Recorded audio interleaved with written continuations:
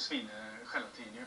Ja. Och gelatin som det är grisfoderna så i Bro, så att det är ju inget kött i Bro utan det är svingodarna som är helt avskilt från allt kött och fett, så det är ren proteiner ju. Okay. Og så har jeg noget andet, jeg skal spørge. Det her, det er jo Eldorado. Når jeg skulle i biografen med min far, og det var før Matador-mixen, ikke? Ja. Altså, vi snakker før 83, så købte vi sådan en her med min far. Men så har vi snakket vi altså om, det kan godt være, at den ikke findes mere. Det her, det er jo ret tydeligt, at det er en ananas, ikke? Ja. Men på et tidspunkt, der så den her anderledes ud. Den lignede mere sådan en lidt buttet. Et løg lignede den faktisk. Den vingummi, der med den her farve. Kan du huske det? Ja, det ska inte vara ändras. Det ska vara som vi har gjort från originalreceptor och stämpel.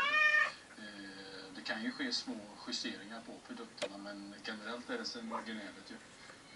Nej, det är den här ananas har ikke været der siden. Ananas har varit i riktigt länge tilbage. Vi har undersøgt sagen, og Per Henerius tager fejl. Tilbage i 2002 stillede Politikken spørgsmålet, hvad forestiller den ret populære runde svulmende hvide ting? I artiklen svarer Haribo Lakrids daværende direktør Michael Geske, at den hvide vingummi er et græskar. Et græskar, der smager af ananas. 4 år senere tager Fyns Stiftstidende sagen op. Her udtaler Geske, at han godt kan se, det er noget rod. Siden er der kommet styr på det, og den hvide vingummi er i dag formet som en ananas. En lidt bleg ananas. På et tidspunkt. Så kom der lige lidt mindre slik i poserne, Per. Ja. Er det ikke at snyde folk for slik?